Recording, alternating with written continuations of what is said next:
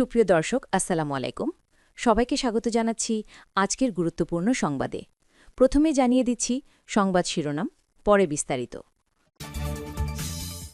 যুদ্ধবিরতি লঙ্ঘন করেই গাজায় চলছে ইসরায়েলি আগ্রাসন, নিহত ছাড়াল ৬৯,০০০।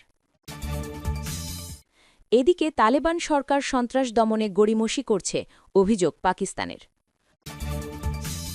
অপরদিকে লেবাননে ইসরায়েলি বিমান হামলায় নিহত ৩।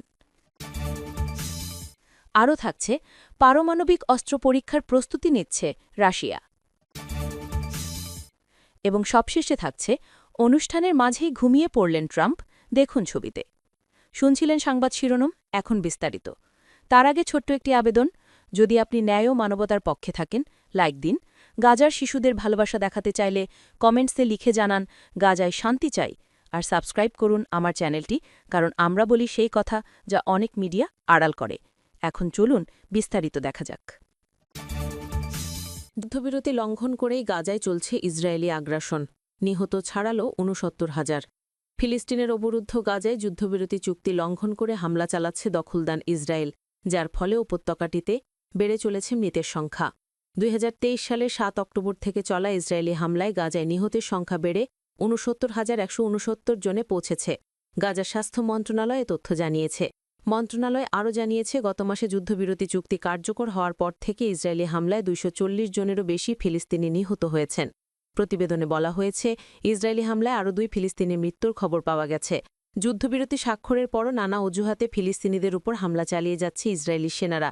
গাজার উত্তর সীমান্তে ইয়েলো লাইন অতিক্রম করার অভিযোগ তুলে হত্যা করেছে আরও কয়েকজনকে। স্থানীয়দের দাবি, যুদ্ধবিরতির পর নির্ধারিত এই ইয়েলো লাইন আসলে অদৃশ্য এক সীমা, যা কোথায় রয়েছে কেউ জানে না। এতে ইসরায়েলি বাহিনীর গুলিতে প্রতিদিনই প্রাণ হারাচ্ছেন সাধারণ মানুষ। হামলা চলছে অন্যান্য এলাকাতেও। নেতানিয়াহু বাহিনীর পুঁতে লেখা বোমা বিস্ফোরিত হয়ে প্রাণ গেছে শিশুরও।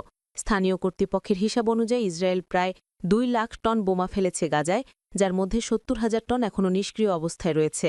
গাজার শেখ রাদওয়ান এলাকায় দেখা দিয়েছে ভয়াবহ দূষিত পানির সংকট। বৃষ্টির পানি ধরে রাখার পুকুরে জমে আছে ময়লা আবর্জনা। ইসরায়েলি হামলায় পাম্প স্টেশন ও নিষ্কাশন ব্যবস্থা ধ্বংস হয়ে যাওয়ায় ওই পানি ছড়িয়ে পড়ছে আশপাশের বসতি ও আশ্রয় শিবিরে। স্থানীয় প্রশাসন জানিয়েছে, পানির স্তর ৬ মিটার পর্যন্ত বেড়ে গেছে, যা দুর্গন্ধ, মশা ও সংক্রমণের ঝুঁকি তৈরি করেছে। জাতিসংঘের প্রতিবেদনে বলা হয়, গাজার ভূগর্ভস্থ পানির বেশিরভাগ অংশই এখন মারাত্মকভাবে দূষিত। পশ্চিম তীরেও বাড়ছে সহিংসতা। জেনিনের দক্ষিণ পূর্বাঞ্চলের রাবা গ্রামে ফিলিস্তিনিদের বাড়িঘরে হামলা চালায় ইসরায়েলি বসতি স্থাপনকারীরা। তাদের সহায়তা করছে সেনারা। জাতিসংঘের তথ্য বলছে, সেপ্টেম্বর থেকে পশ্চিম তীরের ৭০টি গ্রামে ১২৬টি সহিংস হামলা হয়েছে। পুড়ে গেছে ৪,০০০-এরও বেশি জলপাই গাছ। এদিকে আফগানিস্তানের তালেবান সরকার সন্ত্রাস দমনে গড়িমসি করছে, অভিযোগ পাকিস্তানের। আফগানিস্তানের তালেবান সরকারের বিরুদ্ধে রোববার কঠোর সমালোচনা করেছে পাকিস্তান। দেশটি বলেছে, সন্ত্রাসবাদের মূল ইস্যু সমাধানের পরিবর্তে ইস্তাম্বুল শান্তি আলোচনা ব্যবহার করা হয়েছে পাকিস্তান বিরোধী প্রচারণার জন্য। রোববার ৯ নভেম্বর এক প্রতিবেদনে এই খবর দিয়েছে জিও নিউজ। পাকিস্তানের পররাষ্ট্র মন্ত্রণালয়ের মুখপাত্র তাহির হুসেন আন্দ্রাবি এক বিবৃতিতে বলেন, পাকিস্তানের মূল উদ্বেগের বিষয়গুলো সমাধান খোঁজার বদলে আফগান সরকার কাল্পনিক অভিযোগ ও উস্কানোমূলক বক্তব্যের মাধ্যমে পাকিস্তানকে হেয় করার চেষ্টা করেছে। তুরস্ক ও কাতারের মধ্যস্থতায় অনুষ্ঠিত পাকিস্তান আফগান শান্তি আলোচনা ভেঙে পড়েছে, যদিও দুই প্রতিবেশীর মধ্যে যুদ্ধবিরতি এখনও বহাল রয়েছে। ৭ নভেম্বর প্রতিরক্ষামন্ত্রী খাজা আসিফ জিও নিউজকে বলেন, আলোচনা স্থগিত করা হয়েছে, চতুর্থ দফার কোনো কর্মসূচি নেই, সম্পূর্ণ অচলাবস্থা বিরাজ করছে, আলোচনার কোনো নির্দিষ্ট সময়সূচি নেই, সন্ত্রাস বিরোধী পদক্ষেপে অনীহা।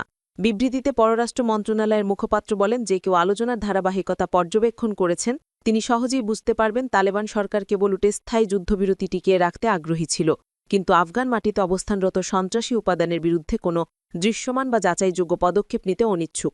তিনি আরও বলেন, তালেবান আলোচনাকে দীর্ঘায়িত করেছে এবং অকারণ বিতর্কে জড়িয়েছে, যাতে কোনো বাস্তবসম্মত চুক্তিতে পৌঁছানো না যায়। বিবৃতিতে ২০২১ সালের আগস্টে তালেবান ক্ষমতায় আসার পর থেকে আফগানিস্তান থেকে পাকিস্তানের সন্ত্রাস আতঙ্কের তীব্রতা বৃদ্ধির কথা উল্লেখ করা হয়েছে। তবুও পাকিস্তান সামরিক ও বেসামরিক প্রাণহানির পরও সংযত দেখিয়েছে ও পাল্টা হামলা থেকে বিরত থেকেছে। পাকিস্তানের প্রত্যাশা ছিল তালেবান সরকার টিটিপি বা এফএকে ও বিএলএ বা এফএকে গোষ্ঠীগুলোর উপর নিয়ন্ত্রণ প্রতিষ্ঠা করবে এবং তাদের বিরুদ্ধে কঠোর পদক্ষেপ নেবে। মানবিক সহায়তা দিয়েও প্রতিদানহীন। বিবৃতিতে বলা হয়, পাকিস্তান আফগানিস্তানে স্থিতিশীলতা আনতে বাণিজ্যিক সুবিধা, মানবিক সহায়তা, শিক্ষা ও চিকিৎসা ভিসা প্রদান সহ বিভিন্ন উদ্যোগ নিয়েছে এবং আন্তর্জাতিক সম্প্রদায়কে তালেবান সরকারের সাথে গঠনমূলকভাবে যুক্ত হবার আহ্বান জানিয়েছে। কিন্তু তালেবান সরকারের প্রতিক্রিয়া ছিল শূন্য প্রতিশ্রুতি ও নিষ্ক্রিয়তা। আফগান ভূমি পাকিস্তান বিরোধী হামলায় ব্যবহার না হওয়ার যে প্রত্যাশা তা কার্যকর করতে তালেবান সরকার কখনোই দৃঢ় পদক্ষেপ নেয়নি, বরং তারা মূল ইস্যু আড়াল করতে তুচ্ছ এবং কাল্পনিক বিষয়গুলো সামনে এনেছে। বিবৃতিতে পররাষ্ট্র মন্ত্রণালয় অক্টোবর 2025-এর আফগানিস্তানমুখী প্রতিক্রিয়াকে পাকিস্তানের জাতীয় দৃঢ়তার প্রতিফলন হিসেবে উল্লেখ করে জানায়, টিটিপি বা এফএকে ও বিএলএ বা এফএকে রাষ্ট্র ও জনগণের ঘোষিত শত্রু। 3 দফা আলোচনা কিন্তু অগ্রগতি নেই। বিবৃতিতে বলা হয় পাকিস্তান সর্বদা দ্বিকুণিত এবং শান্তির পক্ষে, তাই তুরস্ক এবং কাতারের আন্তরিক পরামর্শে পাকিস্তান শান্তি আলোচনায় অংশ নেয়। প্রথম দফার আলোচনা দোহায় অনুষ্ঠিত হয়, যেখানে উভয় পক্ষ কিছু মৌলিক সহযোগিতা নীতিতে সম্মত হয়। এরপর পাকিস্তান অস্থায়ী যুদ্ধবিরতি ঘোষণা করে। দ্বিতীয় দফার আলোচনার লক্ষ্য ছিল দোহায় হওয়া অঙ্গীকারগুলো বাস্তবায়নের কাঠামো তৈরি করা, কিন্তু তালেবান প্রতিনিধিরা বাস্তবে কোনো পদক্ষেপ নেয়নি, বরং উস্কানিমূলক অভিযোগ তুলে পরিবেশ উত্তেক্ত করে। তৃতীয় দফায় পাকিস্তান গঠনমূলক মনোভাব নিয়ে আলোচনায় অংশ নিল। আফগান পক্ষ মূল সন্ত্রাসবিরোধী ইস্যু থেকে মনোযোগ সরিয়ে দিয়ে কল্পিত এবং অমূলক দাবি উত্থাপন করে। আফগান শরণার্থী নয়, সন্ত্রাসী। বিবৃতিতে তালেবান প্রতিনিধিদের সেই বক্তব্যের এক প্রত্যাখ্যান করা হয়, যেখানে তারা পাকিস্তানি সন্ত্রাসীদের আফগানিস্তানে অবস্থানকে মানবিক বা শরণার্থী ইস্যু হিসেবে তুলে ধরেন। পাকিস্তানের মতে এটি সন্ত্রাসীদের দায় মুক্তি দেওয়ার কৌশল। পাকিস্তান জানিয়েছে আফগানিস্তানে থাকা পাকিস্তানি নাগরিকদের তারা গ্রহণ করতে প্রস্তুত, তবে শর্ত হল তাদের নির্ধারিত সীমান্তপথ তোরখাম বা চামান দিয়ে হস্তান্তর করতে হবে। অস্ত্রসজ্জিত অবস্থায় সীমান্ত অতিক্রম করতে দেওয়া যাবে না। তালেবানের ভেতরে বিভাজন। বিবৃতিতে বলা হয় তালেবান সরকারের ভেতরে এমন কিছু অংশ আছে যারা পাকিস্তানের সঙ্গে সংঘর্ষ চায় না, তবে বিদেশি প্রভাবিত একটি শক্তিশালী লোভী পাকিস্তান বিরোধী উত্তেজনা উস্কে দিচ্ছে। নিজেদের সরকারকে ঐক্যবদ্ধ রাখতে ও বৈধতা অর্জনের জন্য তালেবানের প্রশাসনের কিছু অংশ পাকিস্তান বিরোধী সন্ত্রাসী গোষ্ঠী ও তাদের মদতদাতারা পাকিস্তান বিরোধী প্রচারণাকে কার্যকর হাতিয়ার হিসেবে ব্যবহার করছে। বিবৃতিতে উল্লেখ করা হয়, এভাবে পাকিস্তানে তাদের প্রতি বিদ্যমান সদিচ্ছা দ্রুত নষ্ট করছে বলেও সতর্ক করে পাকিস্তান। পশতুন জাতীয়তাবাদ উস্কে দেওয়ার চেষ্টা। বিবৃতিতে আরও বলা হয় তালেবান প্রশাসনের কিছু অংশ পাকিস্তানে পশতুন জাতীয়তাবাদ উস্কে দেওয়ার চেষ্টা করছে। পররাষ্ট্র মন্ত্রণালয় স্মরণ করিয়ে দেয় পশতুনরা পাকিস্তানের অবিচ্ছেদ্য এবং প্রাণবন্ত অংশ। আফগান সরকারকে সীমান্তের ওপারে বিভেদ ছড়ানোর বদলে অন্তর্ভুক্তিমূলক শাসন ব্যবস্থা গড়ে তুলতে মনোযোগী হতে বলা হয়। তালেবান যখন বলে সন্ত্রাসবাদ পাকিস্তানের অভ্যন্তরীণ সমস্যা, তারা উল্লেখ করে না যে আফগানিস্তানের অনেক ব্যক্তি পাকিস্তানের বিরুদ্ধে জঙ্গি হামলার বৈধতা দিয়ে ফতোয়া জারি করেছেন। পররাষ্ট্র মন্ত্রণালয় শেষাংশে জানায় পাকিস্তান দ্বিপাক্ষিক সমস্যা সমাধানের জন্য আলোচনার পক্ষে, তবে সবার আগে আফগান ভূমি থেকে উদ্ভূত সন্ত্রাসবাদ মোকাবিলা করতে হবে। অপরদিকে লেবাননে ইসরায়েলি বিমান হামলায় নিহত 3। লেবাননের দক্ষিণ অঞ্চলে পৃথক বিমান হামলা চালিয়ে 3 জনকে হত্যা করেছে ইসরায়েল।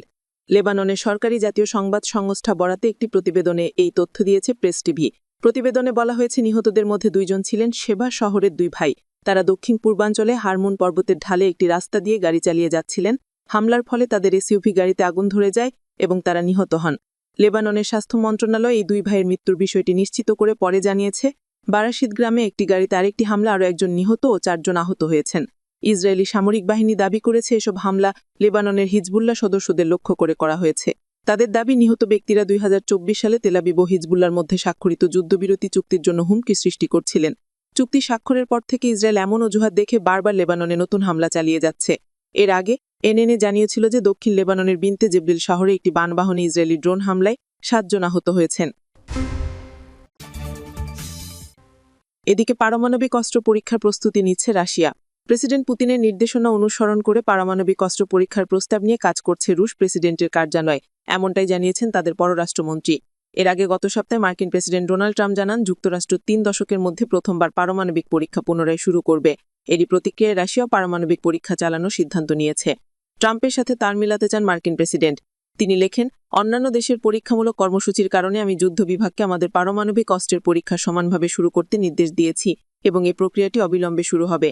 1992 সাল থেকে কোনো পারমাণবিক অস্ত্রের পরীক্ষা চালায়নি যুক্তরাষ্ট্র। তারা এমন একটা অনুশীলন থেকে স্বেচ্ছায় স্থগিততা পালন করে আসছে।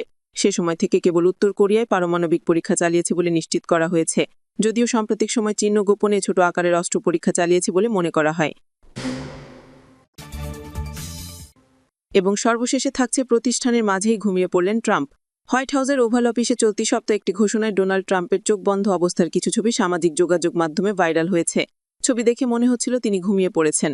ট্রাম্পের সমালোচকরা এই ছবি ব্যবহার করে প্রেসিডেন্ট হিসেবে তার কার্যক্ষমতা নিয়ে প্রশ্ন তুলেছেন। গত বৃহস্পতিবার ওজন কমানোর জনপ্রিয় ওষুধগুলোর দাম কমানোর বিষয়ে ওভাল অফিসে এক ঘোষণায় অংশ নেন ট্রাম্প। অনুষ্ঠানের এক পর্যায়ে দেখা যায় তার চোখ বন্ধ, আবার চোখ খুলে রাখতে হিমশিম খাচ্ছেন কখনো। মাঝে মাঝে তাকে চোখ কোচলাতেও দেখা যায়।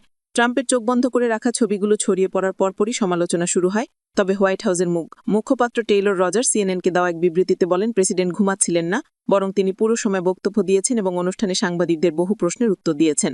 ডোনাল্ড ট্রাম্প নিয়মিতভাবেই জনসম্মুখে উপস্থিত হন এবং সাংবাদিকদের সঙ্গে দীর্ঘ প্রশ্নোত্তর পর্বে অংশগ্রহণ করেন। তার সহকারী এবং মন্ত্রিসভার প্রতিনিধিরা প্রায় তার উদ্যমের প্রশংসা করেন এবং বলেন, ট্রাম্প সবসময় ফোন ও খুদে মেসেজের মাধ্যমে তাদের সঙ্গে যোগাযোগ রাখে। বৃহস্পতিবারের ওই অনুষ্ঠানের আগের দিন ট্রাম্প মায়ামিতে গিয়েছিলেন। সেখানে তিনি 1 ঘণ্টার বেশি সময় অর্থনীতি নিয়ে ভাষণ দিয়েছেন। গত মাসের শেষের দিকে তিনি এশিয়ার 3 দেশ সফর শেষে